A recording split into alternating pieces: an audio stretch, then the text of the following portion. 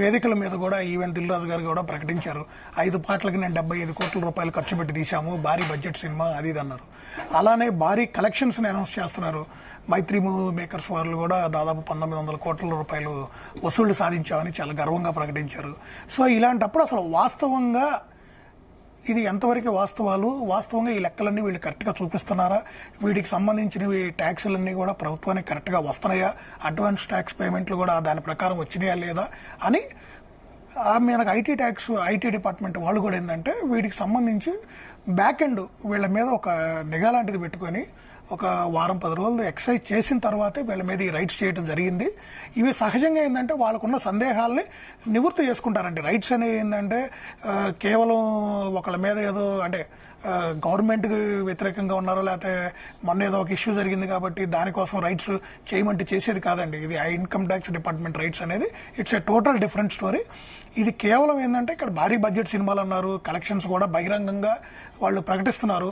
So వీటిలో వాస్తవాలు ఎంత ఏంటి, రెండోది ప్రభుత్వానికి రావాల్సినది అంటే ప్రభుత్వానికి ఏదైతే ట్యాక్స్ ఇప్పుడు వాళ్ళు కట్టాల్సింది కొంతమంది ఎగవేస్తూ ఉంటారు. సో అది అల్టిమేట్గా ఏంది, ప్రజా ప్రయోజనాలకు వాడతారు. ఆ ట్యాక్స్లకు వచ్చిన డబ్బులన్నీ మన డెవలప్మెంట్గా వాడేది. సో ఇది నిజంగా ఎంతవరకు జరుగుతుంది, వీటిలో అవతవకలు జరుగుతున్నాయా లేదా నిజమా అనేది. ఎందుకంటే సినిమా ఇండస్ట్రీలో మనందరికీ తెలిసిందే 40-50% క్యాష్ రూపంలో ట్రాన్సాక్షన్ జరుగుతాయి. అది ప్రొడక్షన్ అప్పుడైనా సరే, లేదు డిస్ట్రిబ్యూషన్ టైంలో కానివ్వండి, లేదు సినిమా రిలీజ్ అయిన తర్వాత వచ్చే కలెక్షన్స్లో కానీ ఇవన్నీ.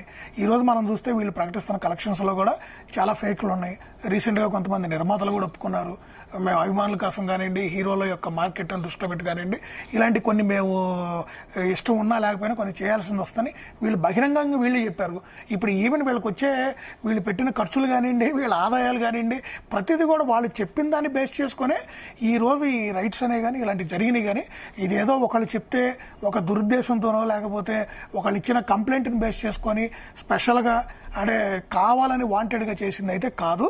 ఇంతకుముందు లోగడ కూడా మనం చూసాం, పెద్ద సినిమాలు వచ్చి కొన్ని భారీ బడ్జెట్ సినిమాలు వచ్చినప్పుడు పుష్ప రిలీజ్ అయిన రోజు కూడా మైత్రి మూవీ మేకర్స్ మీద రైట్స్ జరిగినాయి. ఇవన్నీ మనకు తెలుసు, సహజంగా జరిగేది.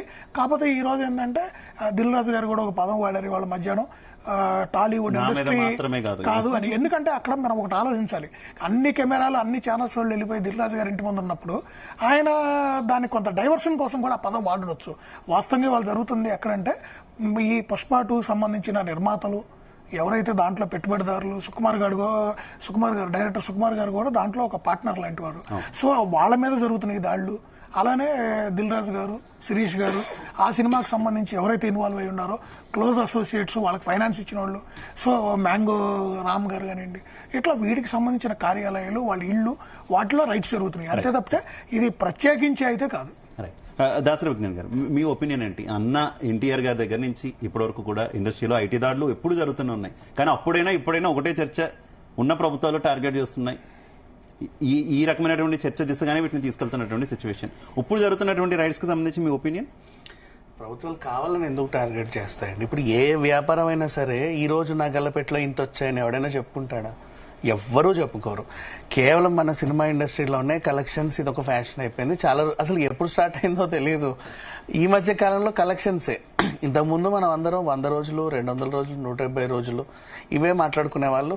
లాభాలు నష్టాలు ఎవరికి పెద్దగా తెలియదు. ఎప్పుడో ఎవరో ఏ ప్రొడ్యూసరో ఇంటర్వ్యూ ఇస్తున్నప్పుడు పర్సనల్ గా మాకు అప్పుడు ఇంత వచ్చిందండి, ఇంత పోయిందండి అలా చెప్పుకుంటే తెలిసేది, ఎప్పుడో ఏదో ఆర్టికల్ వచ్చినప్పుడు. బట్ ఇప్పుడు ఏంటంటే ఫస్ట్ డేనే ఏదో ప్రెస్టీజియస్ ఇష్యూ లాగా 200 CR, 500 CR, 600 CR అని వేసుకుంటున్నారు. ఇంతవరకు బాగానే ఉంది. ఇప్పుడు వీళ్ళు ఏమడుగుతున్నారు, సరే మీకు ఇన్ని వచ్చాయి, ఎంటర్టైన్మెంట్ ట్యాక్స్ కనీసం 18% అయినా కట్టాలిగా. ఇప్పుడు 100 కోట్లు వస్తే 18 కోట్లు నాకు ఇవ్వాలిగా. 18 కోట్లు ఇవ్వడానికంటే సంవత్సరం నికర ఆదాయం వచ్చినప్పుడు మీరు ఎప్పుడైతే ట్యాక్స్ కట్టడానికి వస్తున్నారో అడిగితే నెత్తి మీద తడిగుడ్డ వేసుకొని వస్తున్నారు, ఏమీ లేవండి మా దగ్గర అని. వెనకాల చూస్తేనేమో కోట్ల పోస్టర్లు, మీ నెత్తి మీద చూస్తేనేమో తడిగుడ్డ. ఎవరిని నమ్మాలి? అందుకే కదా లాస్ట్ టైం ఏపీ ఇదంతా వ్యవహారం కుదరలా లేదని మేమే అమ్ముకుంటాం టికెట్లు అనింది. ఇప్పుడు గవర్నమెంట్ టికెట్లు అమ్మాలంటే ఏంటి పరిస్థితి? ఖచ్చితంగా 10 పైసలకి 5 పైసలకే ఇవ్వాలి. ఎందుకంటే సామాన్యులకు అందుబాటులో ప్రభుత్వం ఉండాలి కాబట్టి. ఇంకా చెప్పాలంటే రేషన్ కార్డు మీద కూడా మీకు ఫ్రీ సినిమా ఇచ్చిన ఆశ్చర్యం లేదు. సో అంతవరకు తెచ్చుకోవడం ఎందుకు? మనమే తెచ్చుకుంటున్నాం. చెప్పాల్సిన అవసరం లేదు. ఏ వ్యాపారం చెప్పుకో తెలుసా, ఈ వీకెండ్ నా కలెక్షన్స్ ఇంత, ఈ నెల నా లాభం ఇంత అని. అవసరం లా, నువ్వు సంవత్సరానికి ఒకసారి సైలెంట్ గా ట్యాక్స్ కట్టు.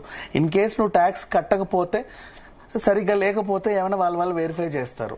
మొదటి రోజు నుంచి పెద్ద పెద్ద పోస్టర్లు, ఇన్ని కోట్లు అన్ని కోట్లు అన్ని కోట్లు ఇన్ని కోట్లు, మామూలు కోట్లు కాదు. మీకు ఒకటి తెలుసా, రిలీజ్ అయ్యాక కంటే కూడా రిలీజ్ కాకముందానే ప్రీ బిజినెస్. మళ్ళీ ప్రియే మాకు ఆల్రెడీ ఇన్ని వచ్చేసాయి, తర్వాత మాకు ఇంత వస్తాయి.